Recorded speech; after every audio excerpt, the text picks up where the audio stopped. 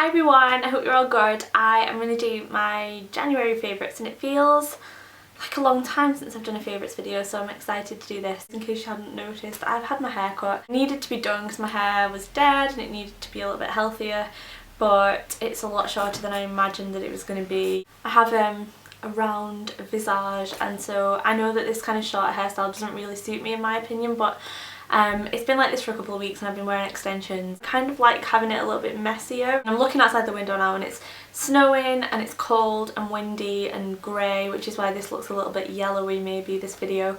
It's just so dark and miserable, and I feel like my whole body, hair, skin, everything just needs moisturising. So that's kind of the theme of these favourites, are all really like nourishing, pampering products that I've kind of been using this month to counteract the horrendous weather. I'm going to start off with two cleansers. Now, even regardless of what I do, I've always been someone that buys a lot of skincare and is a bit of a skincare junkie, and I like having different cleansers because I feel like throughout the month, depending on what time of the month it is and how the weather is and things like that, and whether I'm stressed, all that kind of stuff, my skin reacts differently, and I like to have different cleansers for different occasions if I'm wearing a lot of makeup and all that kind of stuff. And this month there are two that I've been really enjoying. The first one is by Elemis and it is the Melting Cleansing Gel. I got this in a gift set for Christmas and I've really been enjoying using it. It's got argan oil in there, and it kind of goes from a gel to a milk when you add water to it.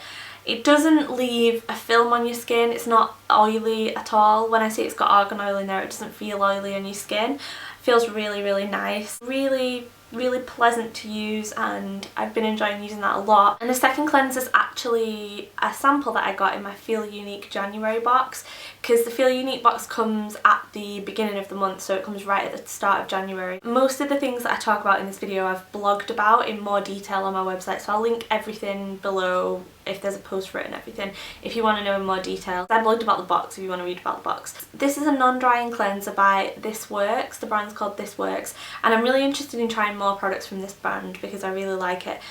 This is very herbal smelling. If you don't like essential oils, spa, herbal type smells, you won't like this.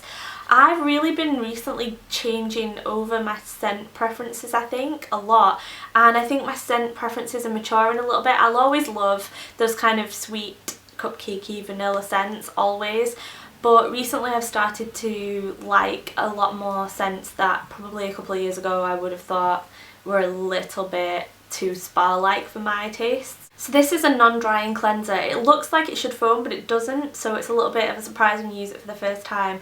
And it's got olive oil, rosehip oil, eucalyptus and frankincense. This works really nicely with the Clarisonic. It cleans your skin and makes it feel very clean, but without it being tight, so you just can't wait to put your moisturiser on because I don't like that feeling really. Very, very nice cleanser. Really like that, and I'm interested in trying the full size of that. The next skincare item is by Caudalie, and it is the Beauty Elixir, and this is a facial spritz.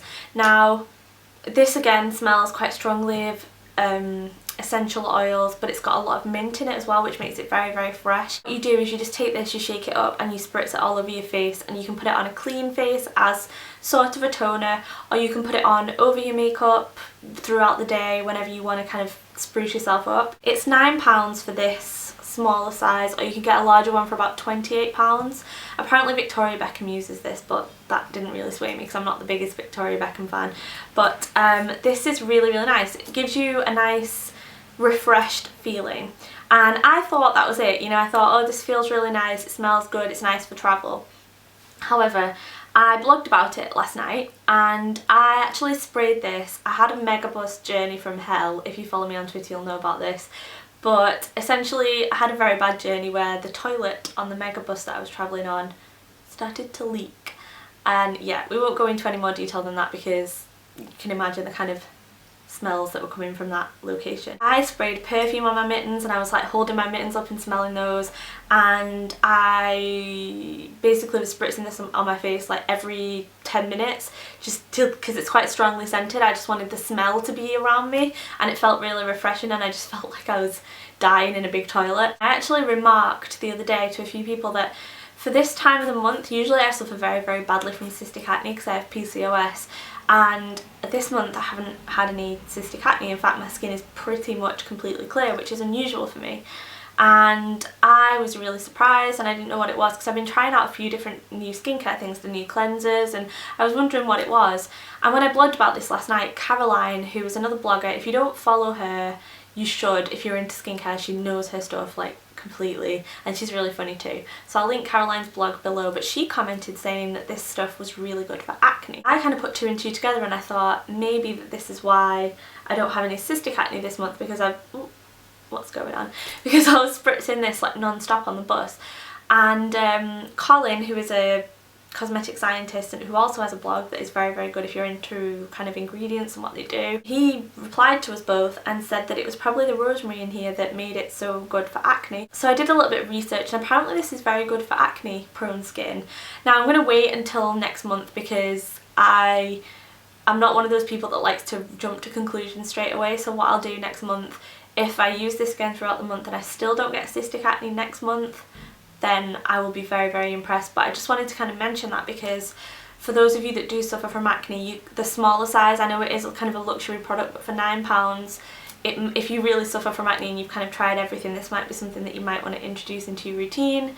And yeah, next skincare thing is an old favourite that I haven't used for quite a while. It's the Egyptian Magic Cream. Now I got this a couple of years ago when I was living in Valencia. I did a review on it, so I'll post that below. It was quite a long time ago. There's a lot of hype about this going around YouTube and in the kind of celebrity world. Apparently Madonna uses this, and it is oil. It's kind of like a Vaseline look to it, but it kind of goes into an oil on your face, and I really like face oils. I'm not afraid of face oils. I think they're quite nice and therapeutic, and my skin seems to be getting drier and drier as I'm getting older, so I am a big fan of anything that will make me feel hydrated and kind of relaxed. It doesn't have any preservatives in. It's just got kind of olive oil, beeswax, honey, pollen, royal jelly and propolis extract, and it's supposed to be really good for scarring and for anti-aging and stuff, but essentially it's just a really, really nice all-purpose moisturiser that you can use on your hair, nails, lips, face, legs, wherever, elbows, any kind of dry skin you can use this on. Now the scent, I will let you know, is just a little bit like olive oil or like kind of a cooking oil. It doesn't really have that great of a scent to it, but if you can get past that, it's a really, really great product and an amazing moisturiser. So if you suffer from very, very bad dry skin, then don't be afraid of putting something a little bit oily on there, because this is very, very nice. And I've dug it out because the winter months are upon us and it's just so cold, so my skin's been enjoying that. In terms of body skincare and kind of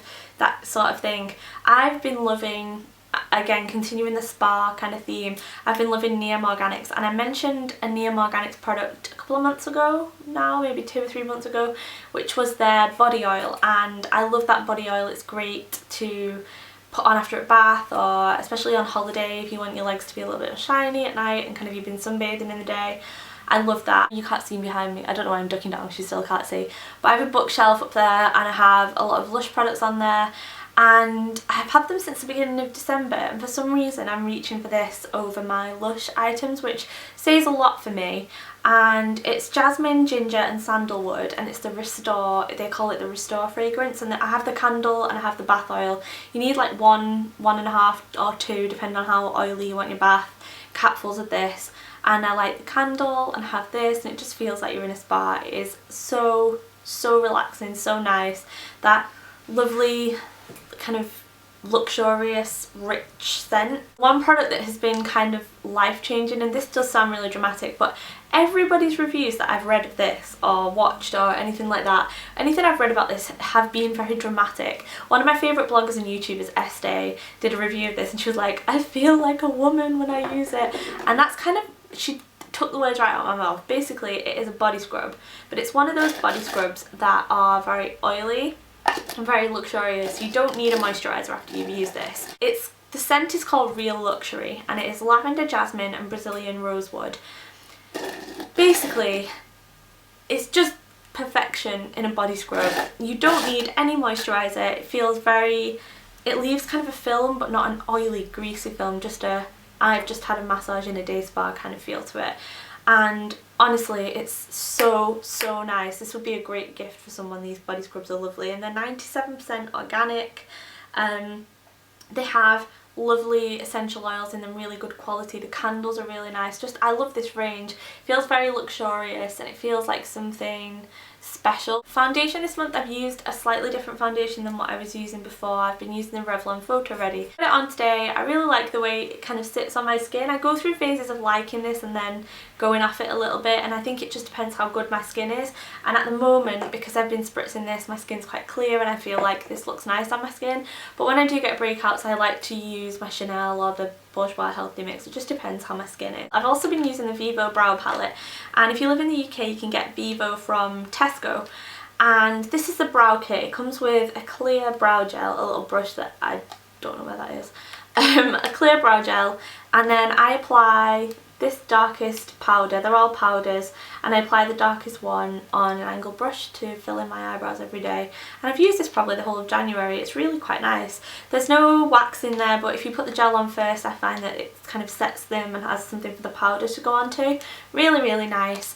And I actually went to London this week to the Marie Claire Awards, where, oh, I forgot to tell you, I got highly commended in the Marie Claire Awards, so I was really pleased from beauty Twitter. So thank you very much for voting for me. I really appreciate it. Yeah, I went to London for that and for a couple of meetings, and I forgot my Naked palette. And I was like, oh, no eyeshadow, and I didn't have any makeup on. I was going to do my makeup on the way down there, so it was like fresh when I arrived.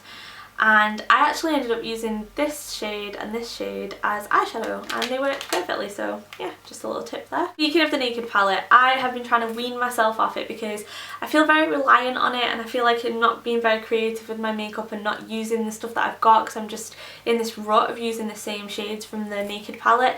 So I started to use my Inglot palette a little bit more. I got this a couple of years ago when I was on holiday in Poland. I use this shade, and this shade, and I'm wearing it right now. It's really great for travel. That was my kind of thoughts when I made this. So I've been using this a lot, and the shadows are just so creamy, pigmented, lovely to blend, really, really nice quality, and not very expensive either, especially in Poland. These are really hard to find the shade of. You have to kind of lift them up, hence why I've got some like chunks out of mine. So I'll list them in the information bar because I'm gonna have to get a knife or something to find out the shades for you. And this is magnetic. Very nice. Looking through my makeup drawer the other day, and I found two shades that are quite similar to this pink one and this darkest one. I just thought I would show them to you because they're inexpensive and they might be easier to get hold of if you want a similar look. The first one is MUA, and it is shade 16, and it's a matte, and it's quite similar to that creamy pink colour, but not the kind of pink that'll make you look like you have a disease. Really, really nice all over the lid. And then the second one is from Look Beauty, and it's in the shade Sorbet. And it's not quite as dark as the one in my Inglot palette, but it will give a similar look. I have a new fragrance love, and it's actually quite an interesting story behind it. It's this scent, which is actually called 4711, or number 4711, however you say it. I'm not quite sure what the name is. But it is actually a cologne, and it's from Cologne. This scent is over 200 years old. It's a very, very old fragrance, and I think it's now marketed as a unisex fragrance, but essentially it was designed for men. This is just like a sample size, but I love it. It's so pretty. I love the bottle, that kind of vintage look. And when I first tried this, I really liked it. It's very citrusy, very, very citrusy. It's got bergamot in there, which I love bergamot, and lemon as well. So citrusy and fresh. This is apparently actually the scent that Holly Golightly wears in Breakfast at Tiffany's. It's supposed to say quite a lot about her character, that she went with a men's cologne and she was like quite independent and different and stuff. The citrus kind of dies down, and it has lavender that comes through, and it's quite floral. Really, really, really nice fragrance. I've actually ordered the full size of this because I couldn't believe it. It's actually like under £10 depending on what size you go for. You can get some for like £6. Really, really, really cheap. And I just like the fact that there's like a little story behind it, and I like the fact that it's such an old fragrance, but it is very, very fresh for summer. The only thing is it doesn't last very long, but that doesn't matter because it's so inexpensive. So those were my January favourites. Thank you for watching, and I'll speak to you soon. Bye!